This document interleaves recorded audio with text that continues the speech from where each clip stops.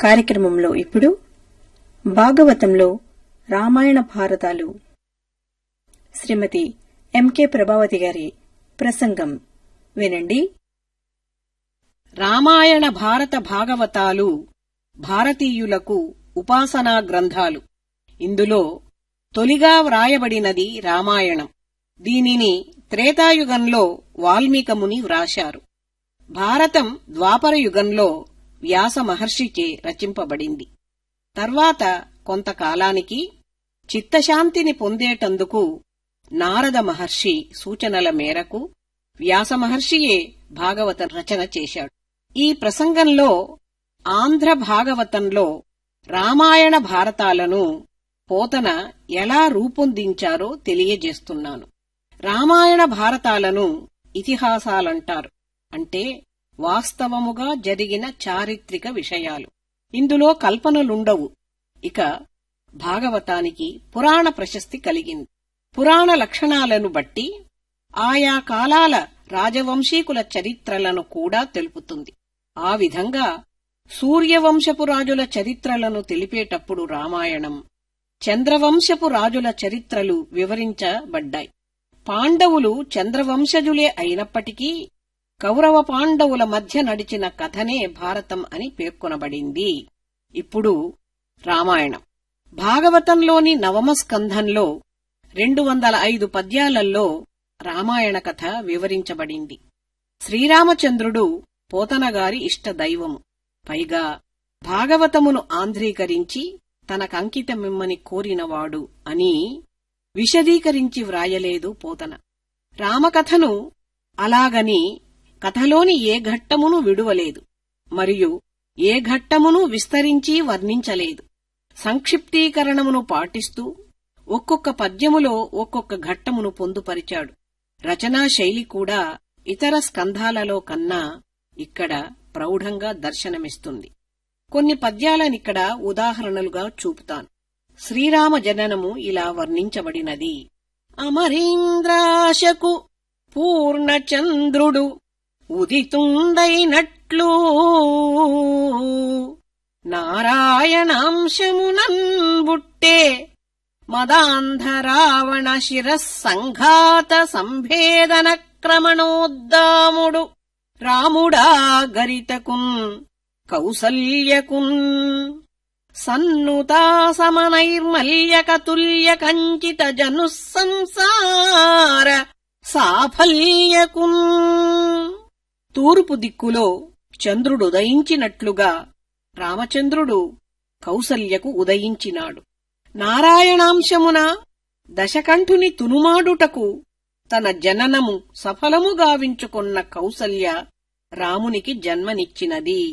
మంతనములు సద్గతులకు పొంతనములు ఘనములైన పుణ్యములకిదానింతన పూర్వమహౌఘ నికృంతనములు రామనామ కృతి చింతనముల్.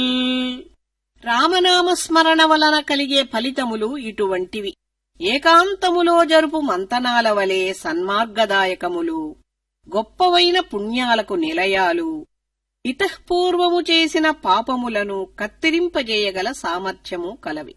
గారామున కౌశిక మఖమారాముడు కాచి దైత్యున్ అధిక సుబాహున్ ఘోరాజి త్రుంచితోలెను మారీచున్ నీచు కపట మంజులలోచన్. గారామున కౌశిక మఖమారాముడు కాచి దైత్యునధిక సుబాహున్ ఘోరాజి త్రుంచి తోలెను మారీచున్ నీచు కపట మంజులలోచున్. విశ్వామిత్రుని యజ్ఞమును రక్షించుటకై ఏతెంచిన రామభద్రుడు మారీచ సుబాహులలో రెండవ వానిని మొదటి దెబ్బకే హతం చేశాడు. ఇక మారీచుని శతయోజనముల దూరమునకు తరిమేశాడు. మారీచుని నేత్రవర్ణన విశేషణము ఇక్కడ చూపించబడినది. తర్వాత సీతా కళ్యాణం. భూతలనాథుడు రాముడు ప్రీతుండై పెండ్లియాడే పృథుగుణమణి సంఘాతన్ భాగ్యోపేతన్ సీతన్ ముఖకాంతి విజిత సితఖద్యోతన్ భూతలనాథుడు రాముడు ప్రీతుండై పెండ్లియాడే పృథుగుణమణి సంఘాతన్ భాగ్యోపేతన్ సీతన్ ముఖకాంతి విజిత సితఖద్యోతన్. ఈ పద్యములో సీతాదేవి బాహ్య అంతర సౌందర్యములు వివరింపబడినవి. ఇక దశరథుడు మున్ను కైకకు వశుడై తానిచ్చినట్టి వరము కథన వాగ్దశ చెడక అడవి కనిచెను దశముఖ ముఖ కమల తుహిన ధామున్ రామున్. ఈ పద్యములోని విశేషము రావణాసురుని 10 ముఖాలు కమలాలైతే వాటిని ముకుళింపజేసే చందమామ రామచంద్రుడని తెల్పడం. రామచంద్రుని వర్ణించే ఈ పద్యం గమనించండి. నల్లనివాడు పద్మనయనంబులవాడు మహాశుగంబులన్ విల్లును దాల్చువాడు కడు విప్పగు వక్షమువాడు మేలుపై జల్లెడువాడు నిక్కిన భుజంబులవాడు యశంబు దిక్కులన్ జల్లెడువాడునైనా రఘుసత్తముడీవు తామీకభీష్టముల్. పోతనగారికి ఈ పదబంధముల పట్ల ఉన్న మక్కువను దశమస్కంధములో గోపిక చేత పలికిస్తూ మల్లెపొదల మాటున కృష్ణుడు దాగియున్నాడేమో చెప్పండి అని అడిగించాడు. ఇలా సంక్షిప్తంగా ఒక్కొక్క ఘట్టమును ఒక్కొక్క పద్యములో పొదిగిస్తూ రామాయణ కథను రచించాడు నవమస్కంధంలో పోతన. ఇప్పుడు భారత కథ భాగవతంలో ఏ విధంగా చూపించబడింది అనే దాన్ని గురించి ప్రస్తావిస్తాను. భాగవతంలో కృష్ణుడు కథానాయకుడు. కృష్ణుడు ధర్మమార్గంలో నడిచిన పాండవుల పక్షాన నిలబడి వారికి జయము చేకూర్చేటందుకు పాటుబడినవాడు కనుక కృష్ణకథతో అనుబంధమున్న ఘట్టాలను ఇక్కడ పొందుపరుస్తున్నాను. కాగా చెదురుమదురుగా ఉన్న కథాభాగాలను ఈ ప్రసంగంలో కాలక్రమణికలో అమరుస్తున్నాను. 1 దశమస్కంధం ఉత్తర భాగంలో పాండవులు లక్క ఇంటిలో దగ్ధులైనారని విని కృష్ణుడు అన్న బలభద్రునితో కూడి హస్తినాపురానికి వెడలుట, పాండవులు ద్రౌపదిని వివాహం చేసుకుని వచ్చిన తరువాత ఇంద్రప్రస్థానికి రావడంతో మొదలై కాళిందీ కృష్ణుల వివాహం, ఖాండవవన దహనం, మయసభా వర్ణనం ఘట్టాలు 103వ పద్యం నుండి 123వ పద్యం వరకు తెలుపబడ్డాయి. 2 దశమస్కంధం ఉత్తర భాగంలోని దుర్యోధనుని కుమార్తె లక్షణను జాంబవతి శ్రీకృష్ణుల కుమారుడు సాంబుడు ఎత్తుకుపోతుంటే దుర్యోధనాదులు అడ్డుకున్నారు. ఇది విన్న బలరాముడు సామంతో దుర్యోధనుని ఒప్పించి లక్షణా సాంబుల వివాహం జరిపించాలనుకున్నాడు. కాని దుర్యోధనుడు తూష్ణీభావముతో దుర్భాషలాడతాడు. అది తెలుసుకున్న బలదేవుడు తన నాగలిపోటుతో హస్తినాపురాన్ని గంగలో కలుపుతానన్నాడు. అప్పుడా నగరం సముద్రంలో పడ్డ నావలా అయ్యింది.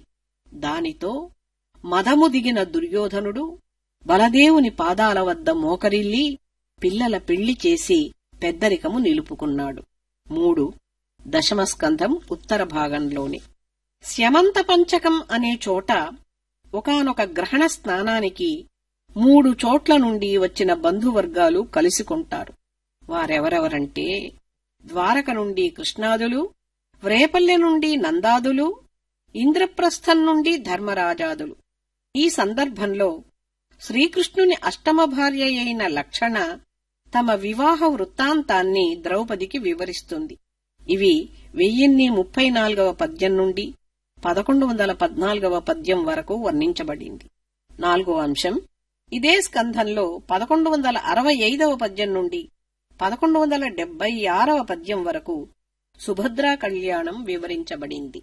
కురుక్షేత్ర యుద్ధానంతరం అంటే సౌప్తిక పర్వపు చివరి ఘట్టం ఉపపాండవులను అశ్వత్థామ సంహరించినాడని తెలుసుకున్న శ్రీకృష్ణ పాండవులు అతనిని శిక్షించడం, ద్రౌపది కరుణాళువై కృపికి తన గతి పట్టకూడదని అశ్వత్థామకు ప్రాణభిక్ష పెట్టడం, అయినా విచక్షణారహితుడైన అశ్వత్థామ ఉత్తరాగర్భస్థుడైన పిండాన్ని చంపే ప్రయత్నం చేయటం, తన చక్రంతో శ్రీకృష్ణుడా అపాయాన్ని తప్పించడం వంటి కథలతోనే ప్రథమ స్కందం మొదలవుతుంది. ఉత్తరాయణ పుణ్యకాలం వరకు నిరీక్షించి కృష్ణస్వామిని స్తుతించే భీష్ముని ఆంతర్యం తెలిపే రసవత్తరమైన పద్యాలు ప్రథమ స్కంధంలోనివి. భీష్మ నిర్యాణం ఇక్కడే వివరించబడింది. 6వ అంశం ఆనుశాసనిక పర్వం, అశ్వమేధ పర్వం, ఆశ్రమవాస పర్వం, మహాప్రస్థాన పర్వములనున్న కథాసారాన్ని సంక్షిప్తంగా తృతీయ స్కంధం వరకు విదుర ఉద్ధవుల మధ్య సంభాషణల ద్వారా తెలుపబడ్డాయి. ఇలా భాగవతంలో భారత కథను దర్శించగలము. ఇప్పుడు భాగవతంలోని భారత కథకు సంబంధించిన కొన్ని ఘట్టములను, అందులోని రసవత్తర పద్యాలను పరికిద్దాము. కరుణారస స్ఫోరకములైన ద్రౌపది పుత్రశోకము, అంతటి శోకములోనూ గురుపత్ని అయిన కృపిపై ఆమె చూపిన కృప ఆమె ఉదాత్తతకు దర్పణమై నిలుస్తున్నది. ఉద్రేకంబునరారు శస్త్రధరులై యుద్ధావనిన్లేరు, కించిద్రోహంబును నీకు చేయరు,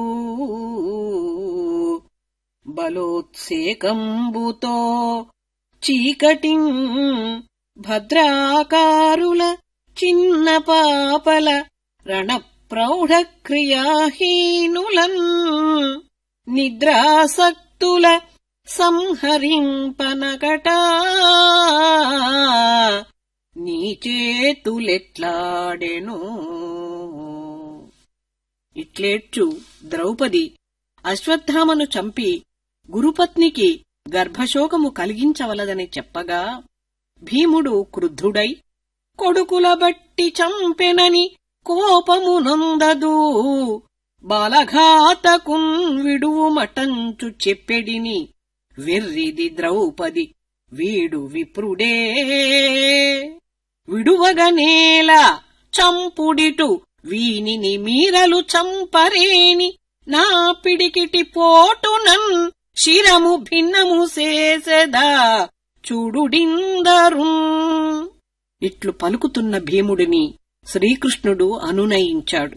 మరియు ఉత్తర గర్భస్థుడైన పిండమును బ్రతికించమని, తనకు వైరాగ్యమును కలిగించమని కుంతి చేసే ప్రార్థనలు కూడా చాలా ప్రసిద్ధములైనవి. శ్రీకృష్ణ యదుభూషణ నరసఖా శృంగారరత్నాకరా లోకద్రోహి నరేంద్ర వంశదహనా లోకేశ్వరా దేవతానీక బ్రాహ్మణ గోగణార్తిహరణా నిర్వాణ సంధాయకా నీకున్మృక్కెద త్రుంపవే భవలతల్ నిత్యానుకంపానిధి. వాయువశంబులయ్యగసి వారిధరంబులు మింటగూడుచున్ వాయుచునుండు కైవడి ప్రపంచము సర్వము కాలతంత్రమై పాయుచు కూడుచుండు ఒక భంగి చరింపదు కాలమన్నియుంజేయుచునుండు కాలము విచిత్రము దుస్తరమెట్టి వారికిన్. ఈ పద్యములో కుంతి కాలమహిమను స్పష్టం చేస్తూ ఎంతవారికైనా కాలము దాటరానిదని తెలుపుతుంది. ఇదే విధంగా ఈ భాగంలోని భీష్ముడు చేసే కృష్ణస్తుతి భక్తులు, సాహితీ ప్రియులందరి మనసులలో, నోళ్లల్లో నానే పద్యాలు ఉన్నాయి. వాటిని తలచుకుందాము. త్రిజగన్మోహన నీలకాంతి తను ఉద్దీపింప ప్రాభాత నీరజ బంధుప్రభమైన చేలము పయిన్రంజిల్లా నీలాలకౌరజ సంయుక్త ముఖారవిందమతి సేవ్యం వై విజృంభింప మా విజయుంజేరెడు వన్నెలాడు మదినావేశించు నెల్లప్పుడున్. దీని భావమేమంటే, ముల్లోకములను మోహింపచేసే నీలపు మేని కాంతితో, ఉదయ సూర్యుని కాంతివలే విలసిల్లే బంగారు వస్త్రాలతో, ముఖముపై ముంగురులు ముసురుతుంటే నా మనుమడైన విజయుని చూడాలని వచ్చే వన్నెకాడైన శ్రీకృష్ణుడే నా మదిలో ఎల్లప్పుడూ నిలుచుగాక. హయరింఖాముఖ ధూళిధూసర పరిణ్యస్తాలకోపేతమై రయజాతశ్రమతోయ బిందుయుతమై రాజిల్లు నెమ్మోముతో జయమున్ పార్థునకిచ్చు వేట్కనని నా శస్త్రాహతింజాల నొచ్చియు పోరించు మహానుభావు మదిలో చింతింతున శ్రాంతమున్. దీని భావమేమనగా, ఇంకా నా కనుల ముందు కృష్ణుని ఈ రూపము స్థిరంగా నిలిచే ఉంది. అది ఏమంటే, విజయునికి సారథిగా వ్యవహరిస్తుంటే ఆ గుర్రాల డెక్కల నుండి ఎగిరివచ్చిన ఆ దుమ్ము ముఖంపై పడుతూ ముంగురులను కప్పేస్తూ ఉంటే, రథము సాగే వేగానికి మోమంతా చెమటలు పట్టుతూ ఉంటే, నా శస్త్రాస్త్రముల దెబ్బలకు శరీరము బాధపడుతూ ఉన్నప్పటికీ ఎలాగైనా సరే విజయమును అర్జునునకే కట్టబెట్టానని నిశ్చయించుకుని అతడిని పౌరుషాన్ని పెంచుతూ యుద్ధం చేయించిన కృష్ణస్వామినే తలచుకుంటూ ఉంటాను. కుప్పించి ఎగసిన కుండలంబుల కాంతి గగన భాగం వెల్ల కప్పికొనగా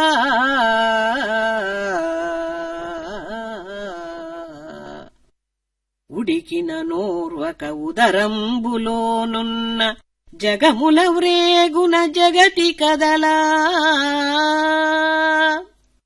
చక్రంబు చేపట్టి చనుదెంచురయమున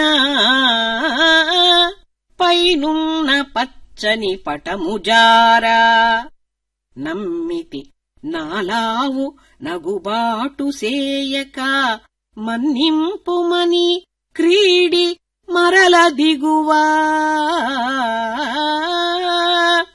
కరికి లంఘించు సింహంబు కరణి మెరసి నేడు భీష్ముని చంపుదు నిన్నుగాతూ విడువుమర్జున యనుచు మద్విశిఖ వృష్టి తెరలి చనుదెంచు దేవుండు దిక్కునాకు. ఇది మిక్కిలి సుందరతమమైన దృశ్యం. భీష్ముడు అవిచ్ఛిన్నంగా బాణాలతో అర్జునుని కృష్ణుని నొప్పిస్తూనే ఉన్నాడు. కృష్ణునికి సహనం నశించింది. ఒక్క పెట్టున రథం నుండి క్రిందికి దుమికాడు. శ్రీకృష్ణుడు చక్రం చేతబట్టినాడు అంటే యుద్ధం ప్రారంభం చేసేటప్పుడు ఇచ్చిన మాట కూడా తప్పేటందుకు సిద్ధపడ్డాడు. ఏమా మాట అంటే, ఆయుధం చేతపట్టను, కేవలం సారథ్యం మాత్రమే చేస్తానన్నాడు కదా. అలాంటివాడు ఉరుకులు పరుగులు పెడుతూ భీష్ముని ఈవేళ చంపేస్తాను, నిన్ను కాపాడుకుంటానని భీష్ముని పైపైకి వచ్చేస్తూ ఉండగా అర్జునుడు కృష్ణుని కాళ్లకు అడ్డముపడి, బావా, నీ మాటను నిలబెట్టుకో, నా మాటను నిలబెట్టనివ్వు, నీవు శాంతించు, భీష్ముని పడగొట్టే పని చేయవలసినది నేనే, నా మానము నిలబెట్టుమని పదే పదే వేడుకుంటుంటే ఆ దృశ్యము ఎలా ఉన్నదంటే ఏనుగుపైకి లంఘించే సింహము వలె ఉండినది అని భీష్మ పితామహుడు ఆ మధుర ఘట్టాన్ని ఊహించుకుని సంతోషిస్తున్నాడు.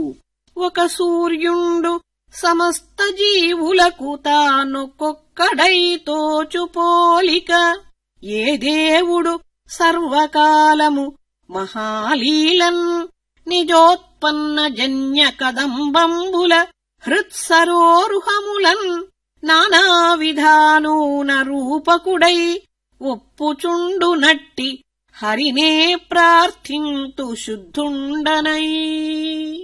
ఒక సూర్యుడే సమస్త ప్రాణికోటికి ఒక్కొక్కడుగా కనిపిస్తుంటాడో, చరాచర జగత్తులోనున్న తనచే సృష్టింపబడిన అందరి హృదయాలలో అనేక రూపములతో విలసిల్లే శ్రీహరిని శుద్ధుండనై ప్రార్థిస్తాను అని భీష్ముడు ఇది వ్రాసిన పోతన దానిని చదివిన నేను ప్రార్థిస్తున్నాను. మీరింతవరకు భాగవతంలో రామాయణ భారతాలు శ్రీమతి ఎంకే ప్రభావతి గారి ప్రసంగం విన్నారు.